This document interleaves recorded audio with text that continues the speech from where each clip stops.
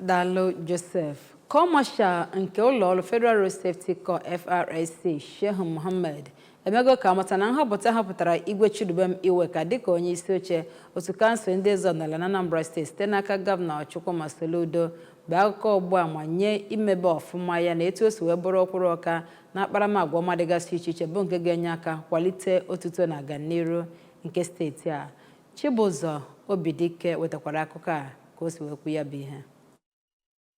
Masha Mohammed bụ onye kwuru nke a mgbe ha nyere Igwe Iweka onye bụ eze ọdịnala ndị Obosi onye ha nyere onyinye nkwanye ugwu ahụ dịka anọchitere anya ya site n'aka Deputy Corps Marshal Chidebere Nkwonta. Onye isi FRSC ahụ kwuru na onyinye nkwanye ugwu ahụ bụ ka ewepụtara ndị eji okwu ha agba izu nakwa ndị ma ihe kwe na-akụ n'okwu ha dị iche iche. Onye Zonal Commanding Officer RS5 HQ, Assistant Corps Marshal Stella Orakwe nakwa onye Anambra Sector Commander Corps Commander Joycin Alexander kọwara nkwanye ugwu ahụ dịka nke a na-enye onye megoro ezigbo ihe n'obodo ahụ. Na nzaghachi ya, Igwe Iweka nke Obosi kenere ndị FRSC maka ya bụ onyinye nkwanye ugwu ma kọwaa ya dịka ihe dị mma. Ọ dụkwara ndị Anambra State Traditional Ruler ka ha bụrụ ndị ga-agbakọ aka ọnụ n'ihu na